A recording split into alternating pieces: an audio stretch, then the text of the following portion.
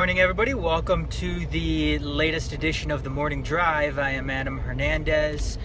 This morning I want to just quickly discuss something that I was reading about yesterday, and that is Baylor basically continuing to be a university run by scumbags, hence the title of this morning's edition of the Morning Drive, simply because they are looking to have 52 claims of rape made by their football team or players on their football team dismissed, citing the statute of limitations on the Title IX charges against them running out, despite the 5-year statute of limitations in the state of Texas. And again, I cannot stress how just wrong that this is, and just how bad Baylor continues to look after all of this. And I think that Baylor's definitely, this continues to, let's just say Baylor deserves to have their day in court, and the victims of the alleged victims of this deserve to have their day in court. Now,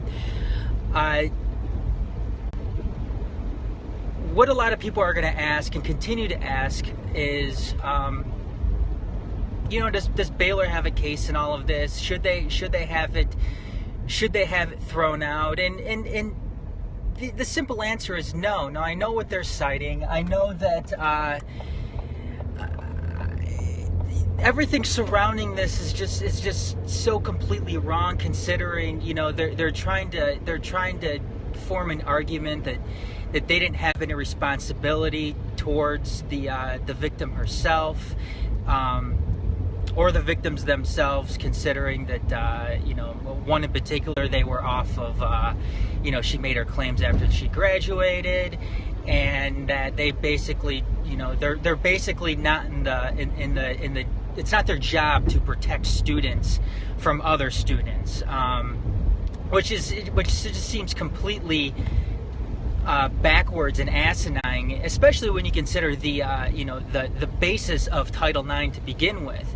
Now, a lot of people are probably going to ask too, what should the NCAA do about this? And you look and see what the NCAA has set a precedent when it comes to the Penn State. They set a precedent with that.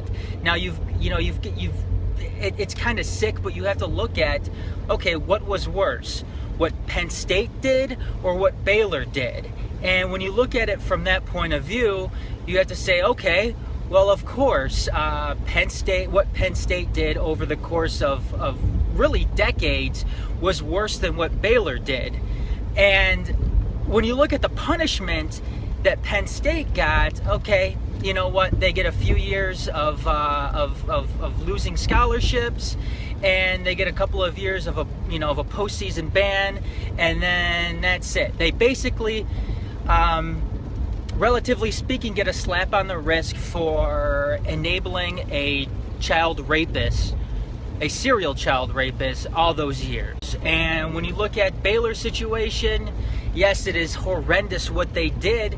However, the NCAA again has set that precedent that, hey, if we're going to allow a serial child rapist to get away with what he did for all those many years and slap Penn State on the wrist for letting him get away with that for so many years, then you know what can we really do here? And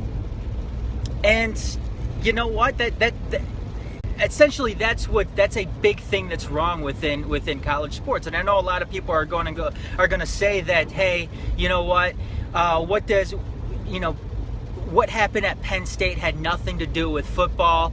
And in this case right now, people are going to say, they're going to try to form the argument that, hey, what Baylor did had nothing to do with football. So it would be, the NCAA overstepping their boundaries when if they try to litigate any type of punishment against Baylor, which is, again, it was wrong when they tried to make that argument for Penn State, and it's wrong now if they're going to try to make that argument for Baylor. The reason why Penn State let Jerry Sandusky get away with everything that they did was because of football. He was the football coach, or he was a football coach, and they are trying to save themselves of the bad optics that would have been put on them, knowing that, hey, you know what, there's a child rapist who was coaching the football team here. And the same goes for Baylor. The optics, again, initially may have looked bad. Hey, you know what, we've had a bunch of players allegedly rape a girl or a bunch of different girls.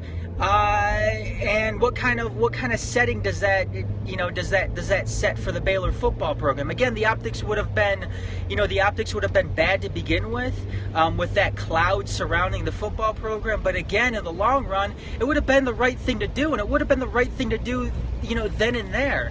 Again, though, you've got to wonder if the NCAA is going to do anything. You've got to wonder if they're going to have the balls to do anything, considering what they really haven't done in the past regarding allegations of sexual assault, sexual abuse, and rape, and whatever it is you want to call it.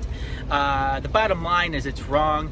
Baylor's wrong. They continue to show themselves as a bunch of scumbags. Art Briles should really be brought up on, he should really be brought up on charges regarding all of this.